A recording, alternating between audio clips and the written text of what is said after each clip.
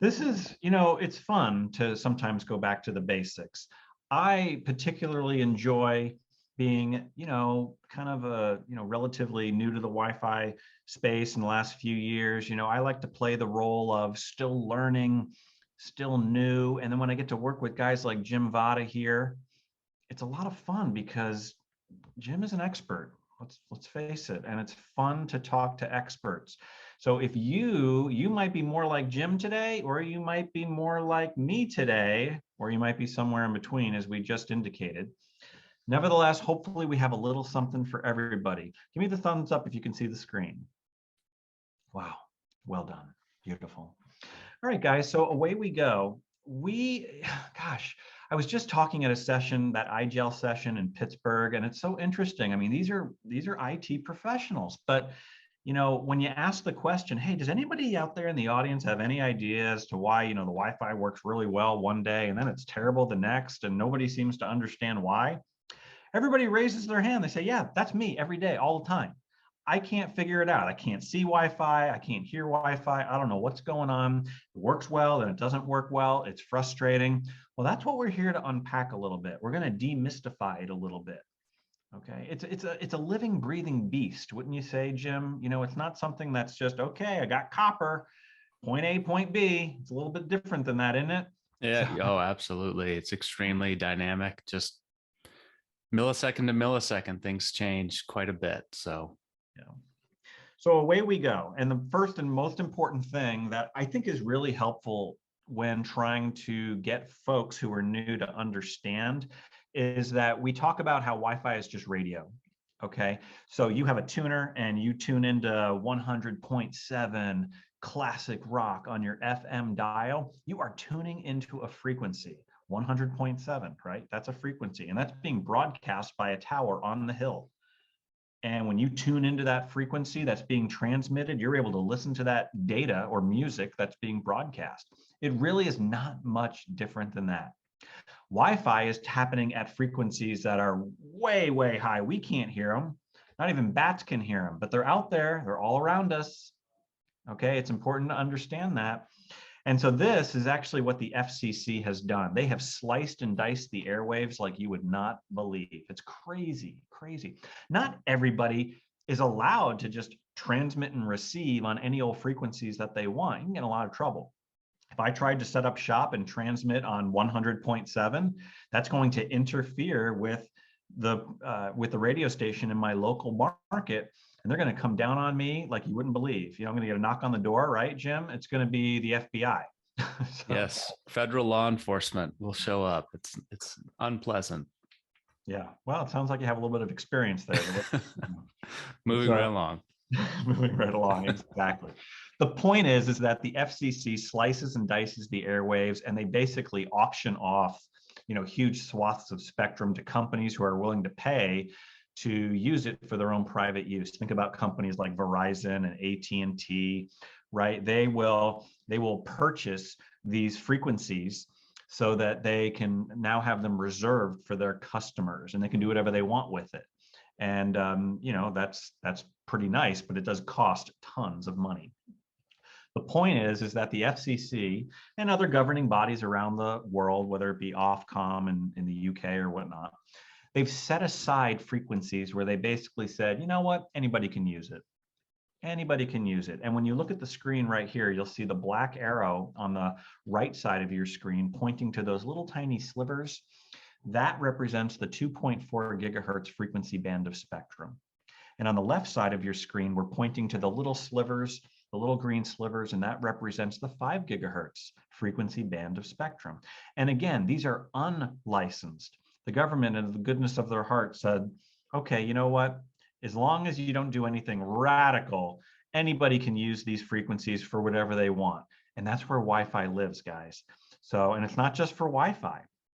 Bluetooth, if you go buy a drone, baby monitors, security cameras, doorbells, thermostat. I mean, anything that you can think of that's wireless is going to, that's consumer or enterprise grade, it's going to kind of live in this environment here. And because of that, because it's pretty much free for anybody to use, to do whatever the heck they want with it, we run into problems. Okay, that's the key. We run into problems because there are some rules, but they're loose. And we have protocols and we follow those protocols. But that doesn't mean that you're not going to be bumping into other things that are out there in this unlicensed spectrum. And again, as a result, we have these big problems that you see on the screen right here. And that's what we're going to talk about today. Coverage, congestion, interference. And we're also going to talk about how your devices play a big role in all of this. This is a big deal. Okay, Jimmy, you ready to go? Ready. All right, let's do it. So the first thing we're going to talk about is congestion. And the analogy that we use to help folks understand is the analogy of the highway. So think of 2.4 frequencies that have been set aside as a highway. Think of 5 gigahertz as a highway. Okay, and just like on the highway, when all of those lanes fill up with traffic, everything gets slow. Congestion, okay, rush hour. All right. And so that's what's the important thing to understand here is that, you know, there's a limited amount of space. You're not allowed to drive on the median. You're not allowed to drive on the shoulder. And it's the same thing in Wi-Fi. You gotta stay within the lines. You can't broadcast on any old frequencies that you want, only a certain set, and it's finite. And when it all fills up, it gets crowded, it gets congested, it gets slow. Okay. Now, contrary to popular belief, this is kind of like one of those myths that we always like to debunk. People who are new to Wi-Fi, they don't realize that pretty much one client is interacting with the radio and the access point one at a time. Okay, I know that there's, you know, MU MIMO, but Jim, that doesn't really work so much. And then there's OFDMA that's supposed to be new and awesome. Jim, has anybody seen OFDMA really work yet? A little bit, but not in the ways that you know, it was promised in their early Wi-Fi 6 marketing. You know, Yeah. in the sense that we don't just see OFDMA all the time, and it was going to be this brand new world of Wi-Fi. We don't really see that kind of activity level. Yeah, yeah. And so for all intents and purposes, the way that the protocol is working today, people will interact, one client will interact with the radio one at a time and following the protocol. And a big part of the 802.11 protocol is this idea of listen before talk. Okay, listen before talk. Is the channel clear? Is it my turn yet? Okay, let me listen. Is the channel? No, it's somebody, it's not clear. Is it clear now? No, okay, let me wait. Is it clear now? Okay, now the channel's clear. Now I'm going to send my transmission to be received by the access point. And that's pretty much the way it works. Now, the protocol does a miraculous job of making sure that it's fair and that everybody gets a turn. But if there are just so many clients and just not enough channels, then it is going to get slow, slow, slow. That contention is going to take place. That contention for the channel, everybody competing and contending for the channel, is going to cause these slowdowns. And so a lot of people, when they say, well, why is it fast? And then it got slow, and then it was fast, and then it got slow. It could, in fact, be because of this congestion situation that I'm referring to right now. Jim, any additional comments on that?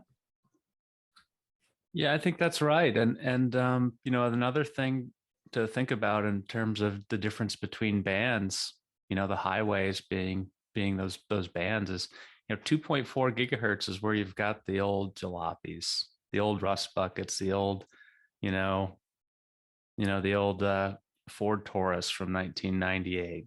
Yeah. What do you drive, Jim? Well, I don't. My car's a little bit nicer than that. I have a Honda Accord, Okay. made in Marysville, Ohio. But yeah, but that would be the kind of car, a little bit newer, a little bit faster, you'd find in 5 gigahertz. Yeah. Yeah, that's good. Now, what we're seeing on the screen here, guys, is actually a great example of poor planning, right? So we have this thing called the diamond lane, and that is supposed to be the carpool lane where, you know, high occupancy vehicles and such. But because we put this rule in place that, of course, nobody is really, you know, taking advantage of, we are now inadvertently squeezing all of this traffic into the right 2 lanes, causing everybody to go slower. If we were smart, we would recognize this situation and we would open up that lane so that everybody could spread out and go a heck of a lot faster. And this is one of the things that we use our systems and tools for that we have out there, is identifying these kinds of inefficiencies in order to make sure that we're using all of the resources at our disposal. I mean, Jim, the number one way to alleviate congestion is use more lanes on the highway, right?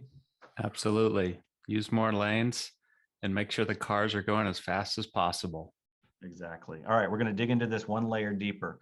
You talked about the 2.4 gigahertz highway where the jalopies were. For all intents and purposes, guys, 2.4 is a 3-lane highway when it comes to Wi-Fi. And those 3 lanes we call channels 1, 6, and 11. Okay, now, yeah, 2 through 5, 2, 3, 4, and 5, they're there, but we don't use them in Wi-Fi. It's bad practice because those would be overlapping with 1, 6, and 11. This is like cars swerving in and out of lanes, right? And so what happens when cars swerve in and out of lanes? You run the risk of a collision on the highway. Well, in fact, if we have clients that are on channel 2 or 3 or 4 or 7 or 8 or 9, and they start transmitting, those frames are going to collide in midair with folks that are on channels 1, 6, and 11. It will collide. And the reason why is because they can't hear each other. You see, when you have 2 clients that are both on channel 1, they can hear each other. They're playing nice according to the protocol. Is channel 1 clear? No? Okay, you go first. Okay, is it clear now? Great, now I'll go. You see that? But if you're on channel 2, I can't hear what's being broadcast on channel 2. And so therefore, if those are 2 very busy networks, those frames are just going to keep colliding over and over again. And your data rate is going to get slower and slower and slower. And the reason why is because sensing all of this, the clients are going to step down to a lower, slower data rate in order to cut through what's going on here, because those lower, slower data rates are more robust data rates. Jim, you could, I guess you could say, Wi-Fi loves to go slow. And so if you give it any excuse to go slow, it will go slow. Am I right? That's right. Yeah, it's a very resilient protocol. You know, it was designed to operate in this noisy, uncertain, unlicensed spectrum where moment to moment, you don't know what's going to happen next that the protocol has to deal with. So it's resilient in that it can rate shift down and go slower and slower and slower to accommodate noisy, ugly spectrum. And so we think Wi-Fi just works. It just works. It's working now. What's wrong? And it's hard to know that actually it's just barely getting by, you know, at very low data rates when you'd rather have that high performance, high data rate performance that allows for much, much more capacity on the network. Yeah. You know, it's funny because I remember learning a long time ago, a Wi-Fi person told me, you know, Wi-Fi rarely disconnects you. It will do whatever it can to hold on for dear life. It just feels like you've been disconnected because it's negotiated this really low data rate. So it's just going so slow, right? Yeah. Yeah. Wi-Fi will, you will maintain an association to the point of like 100% packet loss. But if you were doing an over-the-air packet capture, you'd still see, you know, your client or the AP transmitting back and forth, trying to get those packets back and forth. So yeah. So it feels like you're being you were disconnected, but in reality, there's a great chance that you were not disconnected. You're just going so slow that it feels that way. And that's really an important thing to note about the Wi-Fi protocol, about 802.11 protocol. Now, because these 3 lanes and 2.4 fill up so fast, guys, that's why we try to steer people over to the 5 gigahertz network. As you can see on the bottom of your screen, that's like a 25-lane highway, depending upon where you are in the world, which is pretty awesome. Pretty awesome. And band steering technology is nothing fancy, but when we turn it on in our controller, we're basically kind of speeding up the advertising of the 5 gigahertz network or slowing down the advertising of 2.4, such that when clients come along, they latch on to the 5 gigahertz network first.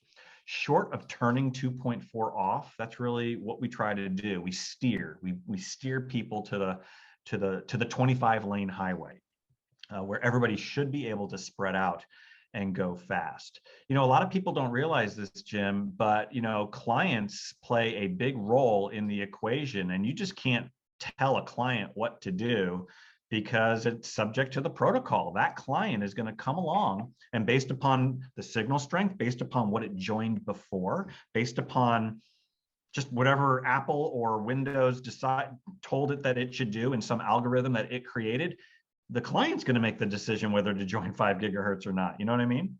Mm-hmm. That's right. Yeah. Wi-Fi is really interesting because it's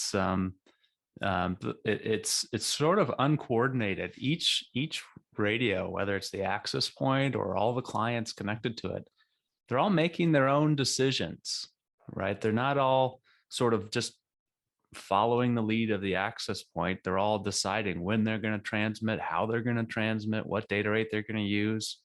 They're all doing that independently, and it kind of, because they're all using the same set of rules, creates this order from that.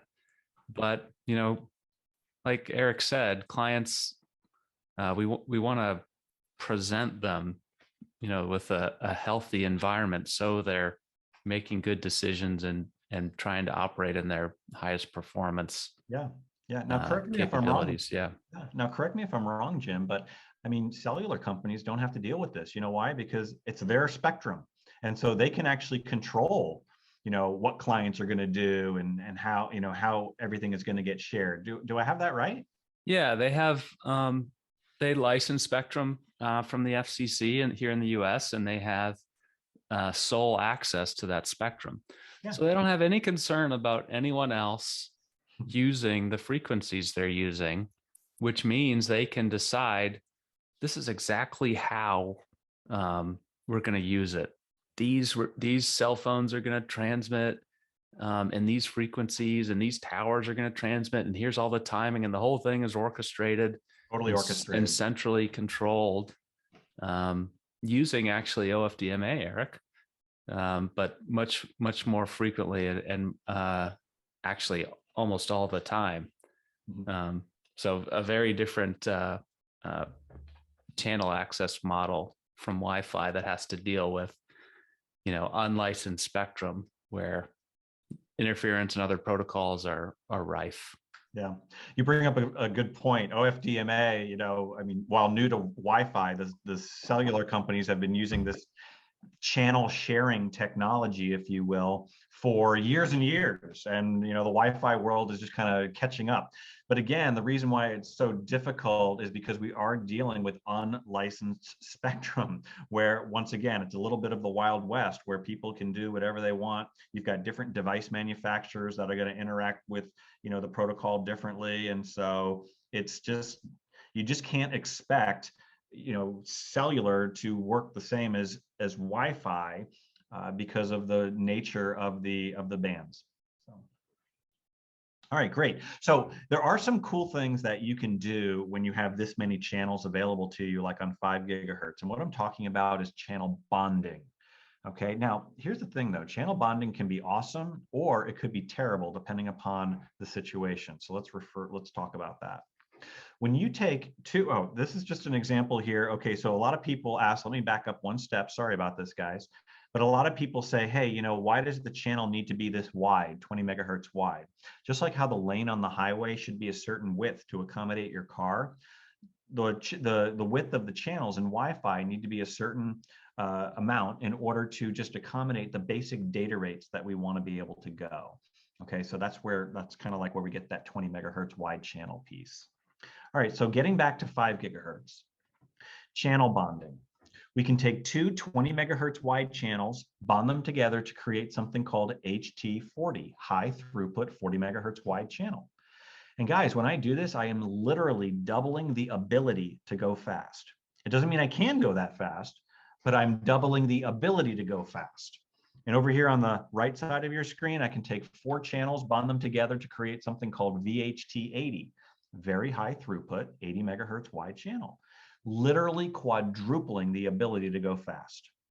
Okay, so you might say to yourself, well, why wouldn't everybody do this? Well, sometimes people do and it's great, and sometimes they get themselves into trouble. Here are 3 reasons why you wouldn't necessarily want to do this. Okay, reason number 1, you might not be paying to be able to go that fast. Like for instance, at my house, I only pay for 200 megabits of throughput down and 20 megabits of throughput up. So, I mean, I can create a situation where that should allow me to go 500, 700, 800 megabits per second. It ain't ever going to happen because I'm not paying for it. Okay, so what's the point of that? So now you're channel bonding and you're never going to get there. Two, you might be driving a Honda Accord, I mean, beat up jalopy, you know, that is not capable of going that fast. All right. So, I mean, not everybody has a Ferrari. And Ferraris, while they may be capable of going 200 miles per hour, the Honda Accord cannot. And so, again, you're bonding the channel. And, you know, what's the point if you're driving a car that's not even capable, or if you have a device that's not capable of going that fast? And then third, and this is probably the most important of them all, guys, when you do this kind of channel bonding up and down the spectrum, you are now cutting down on the overall number of non-overlapping channels. And you are now taking away the major benefit of steering people over to 5 gigahertz to alleviate congestion by using more channels. So you got to be careful. Now, here's the thing. When you are in an enterprise environment, you can kind of plan it out. But when you're in a multi-tenant building, like we are here, where we've got noisy Wi-Fi neighbors above us, below us, and across the hall from us, well, they're using the spectrum too. And so they're likely channel bonding and overlapping with what we're doing. And that's why we need to use systems and tools in order to see who's doing what, where, okay, so that we can take steps accordingly. And when it comes to interference, guys, and we're going to talk about this in just a moment, there's really just two things that you can do. You can either knock on somebody's door and say, hey, keep it down. All right. But if you don't want to be that guy, and really, you really have no right to do that because it's unlicensed spectrum, they can do it, they're allowed to do it.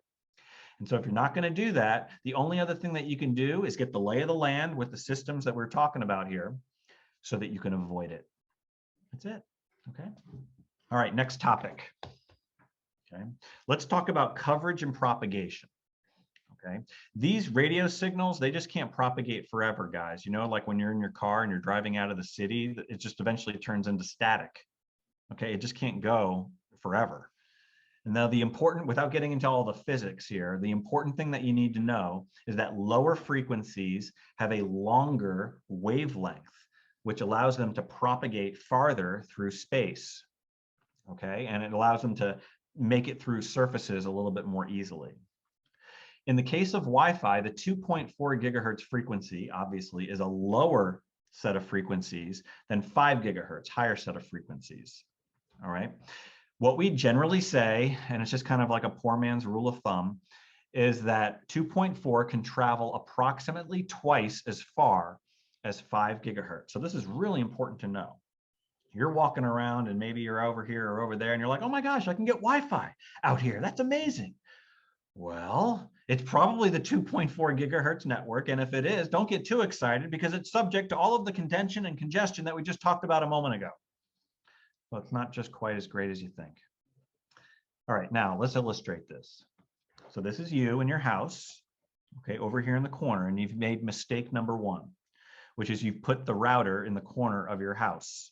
All right, now you're wasting all of this signal, right? This is an omnidirectional antenna, and the blue represents the 5 gigahertz circle of propagation.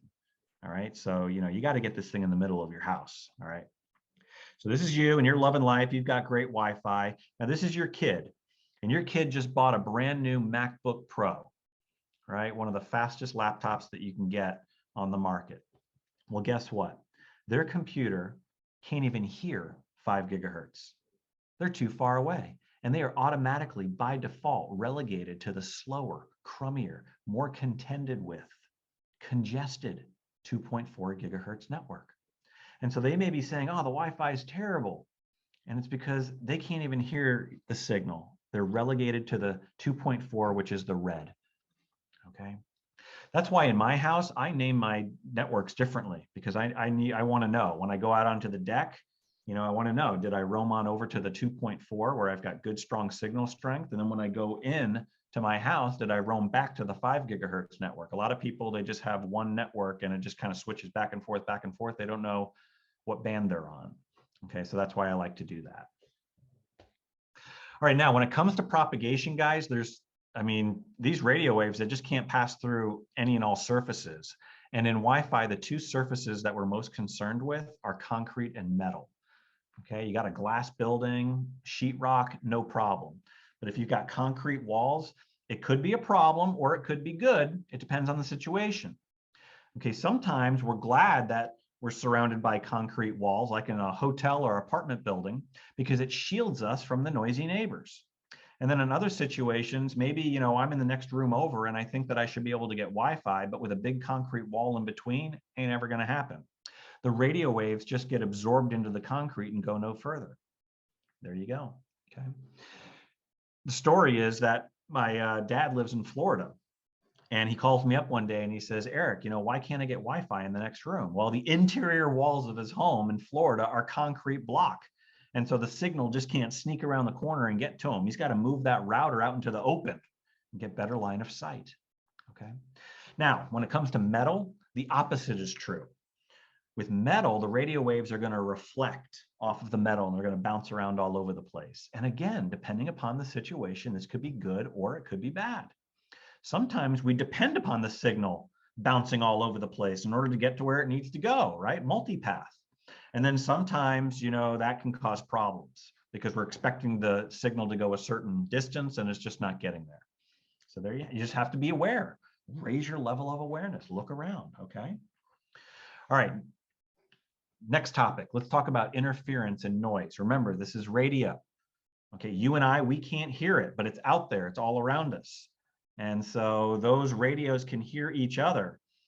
And so let's just continue with our analogy here. You're listening to your favorite song on the radio, and then somebody else comes along and they start blasting their stereo and so on and so forth. And then it's just a big muddled mess like this. This is interference, noise. Okay, we refer to interference in Wi-Fi as noise. In every environment, there's what we call a noise floor. It's just kind of like, you know, it's like at minus 90 or something like that dBm, but there's something called a noise floor. But you can insert more noise into an environment, raise that noise floor, and in doing so, you now make it even more difficult for Wi-Fi to work. Okay. One of the things that we try to do when it is a noisy environment is we might consider turning up the volume, like what you see on the screen right here. Let's boost the signal to overcome the noise that I just described in the environment. Okay, because we need a better signal to noise ratio. That's where that term comes from. You've heard that, SNR. Boost the signal to overcome the noise. So if I've got a lot of signal, now I can do my job. I can hear you. It's like shouting over everybody so that now I can hear you. Now here's the thing, guys. Not necessarily a great practice. And the reason why is because if these adjacent radios have automation, then they're probably going to turn up their volume too, and then you're right back where you started. The way to solve this problem, again, is we use systems and tools in order to see where it's noisy, where the noisy parts of the spectrum are, so that we can avoid it. Okay, go someplace quiet. That's the key. Okay, sometimes it's unlicensed spectrum, guys. We do the best we can with what we've got. And so that's why these tools and systems are so important, so that we can hopefully identify the quiet parts of the network. Okay, so that's important. All right, so when we compare the spectrum bands, okay, on the left, we've got the noisy sports bar. You can hardly even hear the person across from you. So what do? Oh my gosh, I can't even hear you. You got to step out onto the patio where it's nice and quiet. And now you can communicate properly, right? You know, it's like Jim and his lovely wife here. You know, they just kind of get together and they can communicate crisply and clearly, right? Nice and quiet. You do the best you can. Jim, does that sound pretty accurate? You know, that reminds me of the days before we had kids. And now the noise floor is much higher than it used to be. The noise floor is like to the ceiling. Yes. Love it. Love it. This is what it looks like in one of those systems like 7 Signal that we're talking about here. Okay, so over here on the left, you can see that this is 2.4. Everybody's staying in their lane. Everybody's in channel 1, 6, and 11. But oh my gosh, guys, this is like bumper to bumper traffic. And remember, every single one of these colored arches represents another network that's on the same channel or the same network using the same channel. And so remember, they're subject to the protocol. They're all listening before they can talk. And so this, like I said, bumper to bumper, a lot of what we call contention. We call it co-channel interference, but it's really more like a co-channel contention, right, Jim? I think that's what we kind of like to use to describe it. Yeah. Now in the middle of the screen here, not as many cars on the road, but look, you've got people swerving in and out of their lanes, causing overlapping. And this could be just as deadly as the first situation. If these are very busy networks, then at this point of intersection, these frames are just going to collide and collide over and over again, leading to retry, retry, retry. And when you have those retries, the Wi-Fi experience is just going to get slower and slower and slower as it tries to negotiate what's going on. What you're looking for is something like this, right? Not a lot of cars on the road. Everybody stays in their lane. And we do the best we can in order to find that. Let's look at 5 gigahertz. So again, we're running into a lot of problems because 5 gigahertz, with all of the channel bonding that you see here, causes a lot of overlapping. So we just try to find areas of the spectrum, if we can, that are less noisy than others. Just because there are other Wi-Fi networks here where we're set up doesn't mean that it's going to be horrible. Maybe these networks are not very busy, and so there's not going to be a lot of collisions, and I won't even notice. I won't even feel the fact that we're having some retries. Every network's got some retries, no big deal. Okay, but over here on the Uni 1 part of the spectrum over here, these channels to the left, very noisy networks, very busy, going to be more collisions. And again, we use systems and tools in order to help us identify where the noisy parts of the spectrum are. Okay. All right, so this is a great one. Sometimes we interfere with ourselves inadvertently. We don't even know we're doing it, Jim, but we do it. And so there's a feature that's in a lot of Wi-Fi networks called Radio Resource Management, RRM. And different companies call it different things like ARM, RRM, whatever. But the point is that your controller is fluctuating power and changing channels all the time, and you don't even know what's happening in an attempt to avoid what it thinks and detects as interference. Okay, as people are moving around. And so normally you've got 3 access points maybe on a floor here. That means that you should have a 3-lane highway and everybody should be able to choose their different lane on the highway and go fast. But sometimes this happens, guys. Look at the screen. Now you've got all of these adjacent access points on the same channel 36. Guys, this is like a 3-lane highway and everybody's going fast, and then here come the orange barrels, right? You got orange barrels down there in Cincinnati, don't you, Jim? That you do. I-75 has them 12 months of the year. Oh my. Wow, I can't say it's that bad where I live, but I feel for you. Here come the orange barrels, and now we're making 3 lanes, and we're squeezing everybody down into 1 lane. And that 1 lane is channel 36. And so now they're on channel 36, and they're on channel 36, and they're on channel 30. There's only 1 channel 36, guys, and it's a frequency in the air. And now everybody's using it, okay? Instead of channel 36 and channel 48 and channel 149, those are different frequencies. And those are different lanes on the highway, but not this. And so again, we need to use systems in order to make sure that we're not inadvertently causing our own interference like what we see here. So there you have it.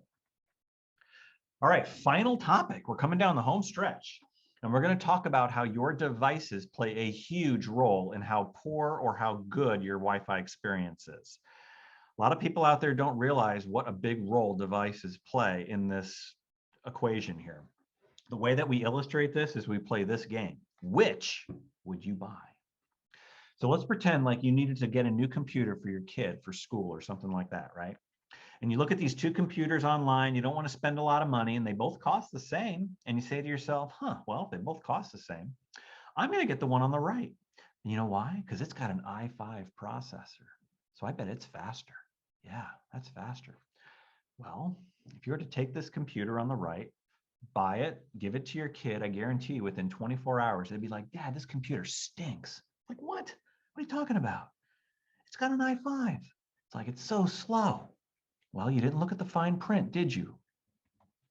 If you were to look at the fine print, you would see that the computer on the right has what we call a BGN adapter. It's not even capable of getting on to a 5 gigahertz network. And by default, it is relegated to the slow, crummy, congested 2.4 gigahertz network with all of the jalopies and Honda Accords alike. Unbelievable. What you need to look for when it comes to your protocols is the letter A. A is the amendment to the 802.11 standard signifying support for 5 gigahertz. So if this said ABGN, you'd probably be okay. AN, no problem. If it just said N, I would slowly back away from the computer because you're just not sure. Just not sure. You need to look for the letter A. Now on the left, AC, no problem. AX, awesome. Now to help consumers out with this alphabet soup, the Wi-Fi Alliance came out with a new nomenclature last year. So now wireless AC, 802.11ac, we now call Wi-Fi 5. Same thing, it's just a name change. 802.11ax is now referred to as Wi-Fi 6. So if you see one computer with AX and one with Wi-Fi 6, it's the same thing, okay? But be aware, don't confuse it with something out there called Wi-Fi 6E. Wi-Fi 6E is a whole new frequency band of spectrum, 6 gigahertz. Now your computer just can't magically start talking on 6E, 6 gigahertz radio frequencies. You need a new radio in your computer, talking to a new radio in your home router or access point, and there just aren't a whole lot of them out there yet. You know, chip shortages and all of that stuff. So if you get a computer with Wi-Fi 6, it just means that it's using 2.4 and 5, the 802.11 AX protocol, all right, not Wi-Fi 6E. Jim, have you heard anything with regards to Wi-Fi 6E coming down the pike? Any predictions with regards to when it's going to be more prolific? Yeah, I think next year is going to be a big year for Wi-Fi 6E in the enterprise. All the major AP vendors have APs released now, and there are a number of clients out on the market now. Of course, chip shortages are, limiting what's actually shipping to businesses, and it always takes a little time for those first release products to really become stable enough that you'd want to deploy them in production. So looks like next year is going to be a big year for Wi-Fi 6E in the enterprise. Yeah, there's only a few devices out there. I think like the Samsung Galaxy, S22 or something like that, right? Yeah, a couple of smartphones, the high-end smartphones from Android, the Android side of things at least, are coming out with Wi-Fi 6E. We haven't seen it in the iPhone yet, so we'll see what happens this fall with the iPhone 14. And then Intel has the AX210 adapter, which is probably going to be the first managed client in the enterprise you guys will be using. But plenty of guests, if you offer guest Wi-Fi, will be showing up that are capable of connecting on 6 gigahertz. Wow. Now, if I have an 802.11ax, like a network that I have today with access points that have been around for a few years, does that do me any special favors? Not really. No. Right. And that's the point. It's like you go out and you're like, I'm going to get this. It's got Wi-Fi 6E and it's 6 gigahertz. What, you're just going to magically, talk to on the 6 gigahertz frequency band to what? All right. It takes 2 to tango, right, Jim? You got to have an access point out there or a router that's on those frequencies too. So.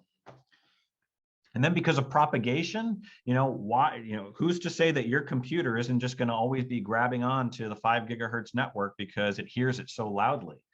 Again, it's going to come down to the device manufacturers like Apple. Maybe they're going to, like how Apple devices love 5 gigahertz and hate 2.4. They avoid it like the plague, like COVID. But with, maybe they're going to change their algorithm such that if it detects a 6 gigahertz network out there, it's going to latch onto it first. We don't know, do we, Jim? That's right. And the client decision making there is proprietary. We're kind of at the mercy of that client vendor to see what they do. So, like Eric suggested earlier, if you break up your SSIDs by band, you have a 5 gigahertz SSID and a 2.4 gigahertz SSID, and you connect the devices to the appropriate band specific SSID, then the clients can't make a bad decision around what band they're operating in. Right on. All right, so this is just an example illustrating clients and their decisions. So this kind of takes us back to the house. Okay, remember, this is you, 5 gigahertz, strong signal right next to the router. This is your kid relegated to 2.4 because they're so far away. The question is, what about this person? Maybe this is your lovely spouse. Okay. And what is their computer going to do? You don't know. This is just what we were mentioning a moment ago. They're going to hear, their device is going to hear 5 gigahertz softly, and it's going to hear 2.4 very strongly. Now, if they have a MacBook Pro, just because of our experience, we know that a MacBook is going to join the 5 gigahertz network even at a lower signal strength, because that's just what MacBooks do, right, Jim? That's just their Yes, behavior. normally they do. Yeah. Now, if they have a Windows laptop, then it's probably going to hear the really strong 2.4 signal and latch onto the 2.4 gigahertz network. Now with Windows, you do have the ability to fiddle with some switches and dials in order to maybe prefer 5 gigahertz, things like that. You don't get those options in Apple. It's just the way it goes. So you just got to be on the lookout for these things and understand that it's not all up to you. So that's it, guys. We did it. Know what it takes to have a good Wi-Fi experience. It's not just one thing. It could be your device. Okay, you could be driving some Honda Accord jalopy that's just not capable of going fast. You could be in an environment that's very hostile with all sorts of noisy Wi-Fi neighbors all around you. All right, you've got to raise your level of awareness when you're dealing with Wi-Fi networks to see what's going on. There could be barriers to propagation. Look around. Okay. And then when we do run into these problems, know what you can do. So these are the big 4 root causes: roaming, coverage, congestion, interference. Roaming issues, those are client device decisions. Client devices are evaluating what's going on. Do I want to stay here or do I want to go there? All right, so you got to look at adapters and drivers. Coverage, you got to get closer. All right, take that home router out of the metal filing cabinet and put it in the middle of your house. All right. Congestion, use your side mirrors.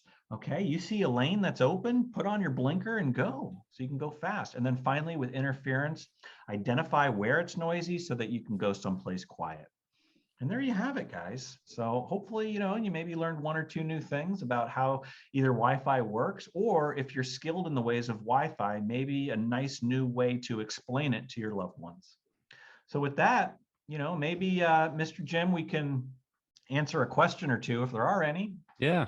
Yeah. Great job, Eric. And we do have some good questions that have come up in the Q&A panel, and want to invite anybody that's tuned in to drop a question in there if you have one. Awesome. Interesting question from someone who prefers to remain anonymous, but probably because this question is so controversial. But while booting up, how does an AP choose a clear channel? Okay, not controversial at all. So, but it's an interesting question because it's not often documented at all how that happens by the AP vendor. It's not standardized behavior. So the AP, usually, in my experience, doesn't do a great job of finding a clear channel on its own. Particularly, we're talking about home and consumer gear. You'll see a lot of APs boot up in 5 gigahertz and just go to channel 36 and sit there. If you're lucky, they'll do a Wi-Fi scan, look for neighboring APs, maybe measure the channel utilization on the channels and find the unoccupied or least congested channels. But consumer APs